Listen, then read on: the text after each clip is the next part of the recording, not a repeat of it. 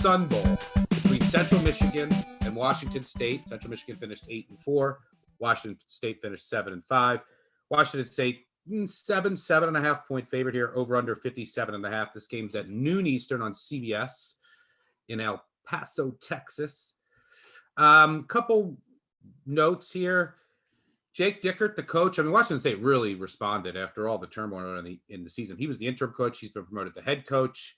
He's made a number of staff changes as Washington will transition from the run and shoot, which they were under their previous coach who came from Hawaii, Rolovich, and they're going to go back to a more traditional air raid, but they're keeping the previous staff intact for this game. And Max Borghi, their leading rusher, he declared for the NFL draft. And Abraham Lucas, their star left tackle, he's out as well, as is cornerback Jalen Watson.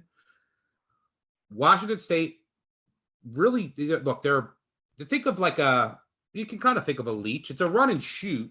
It's not an air raid, but like a leech offense. They aren't fast, but they pass a lot. And they are efficient, but not explosive. Jaden DeLara had a really good year. Washington State's defense, better in the secondary than they are against the run. They're 123rd in rush defense success rate. Very poor defensive line. They're outside the top 100 in line yards, opportunity rate, sack rate. Central Michigan, on the other hand, their metrics suggest a very bad secondary. And their offense, their defensive line is very good. A lot of tackles for loss, sacks, better against the run than the pass, which isn't great on paper against Washington State. But Central Michigan, much improved team at the end of the year. They won 6 of 7 to close out the year. That includes 4 straight, with a schedule that had their final 6 games were all against bowl teams. Their only loss came against Northern Illinois by 1 point in a game where they led by 18 and then fumbled a field goal stab to win the game. I mean, just your Northern Illinois voodoo.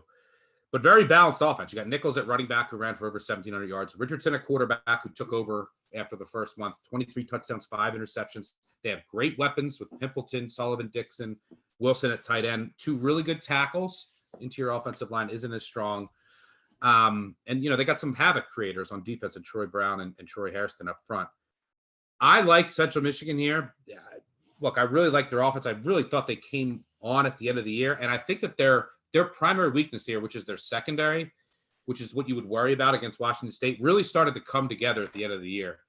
They had some young pieces at corner with Hill and Kent. They started to play a lot better. They grew into their roles. McCoy's been great in the slot all year.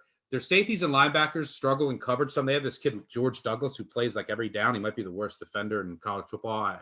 He's really, really, really bad. But they just overall, their pass defense, and they played some bowl teams that can throw it around. They could throw the rock around the field. I mean, they played, Western Michigan. They played Toledo. They played Eastern Michigan. They played nothing but bowl teams to close the year. Washington State, much tougher strength of schedule, but they only went 2-4 against bowl teams. I think the 7.5 is too many here for a really well-balanced Central Michigan team. I think the key is the secondary, well-coached team, is the secondary got a lot better towards the end of the year. So I took the 7.5 in a game that I don't think should be over 5. Weird with it's a unique offense that Washington State runs. So maybe the lack of prep time and just a surprise matchup.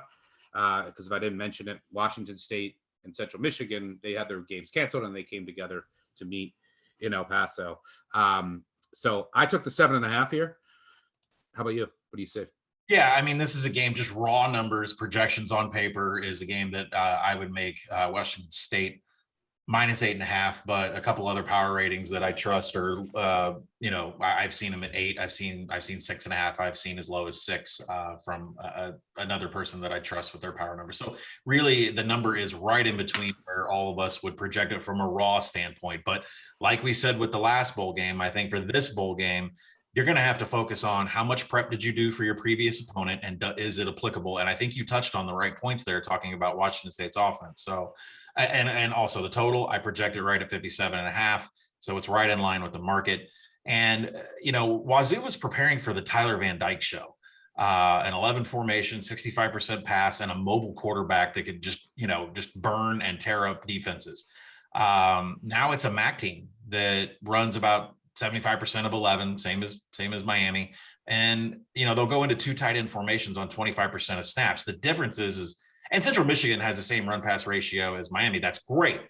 But there's a huge drop off when it comes to mobility of quarterback. Daniel Richardson is not Tyler Van Dyke. 15 rushing yards on the season, all off scrambles, negative 19 rushing yards on designed runs.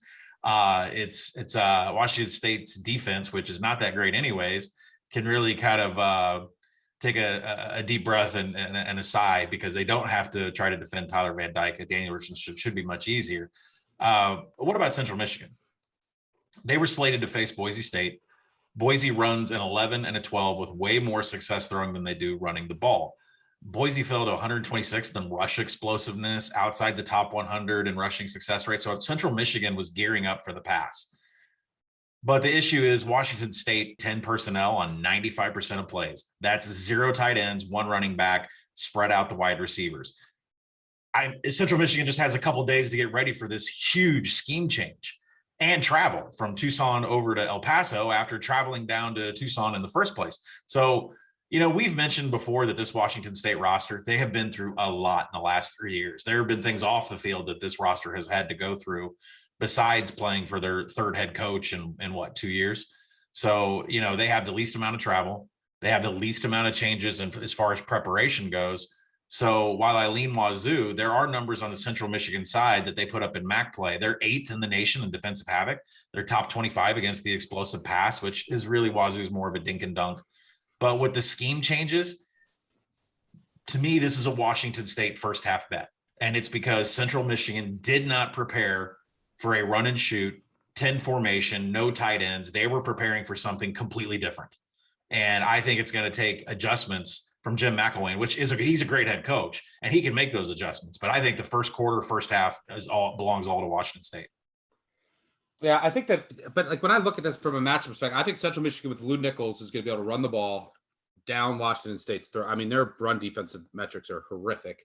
And, and Central Michigan, extremely balanced. They're really good at, running the ball, throwing the ball. And, they run it probably, I would assume, I don't even have my numbers in front of me, right around league national average on standard downs. Yeah. And Washington State is now missing its top corner, and it's missing its leading rusher on the other side of the ball, and it's missing its star left tackle, its highest graded player on offense in Abraham Lucas, who, was going to be really important in this game. I know Washington State gets rid of the ball quick, but Central Michigan, what they do, tackles for loss, they get after the quarterback. So I think that they'll be able to create some havoc, some negative plays here, and they'll be able to move the ball more consistently on the ground. So I like this, the dog here that should be able to move the chains and then also hit some explosives with Washington State's top corner being out.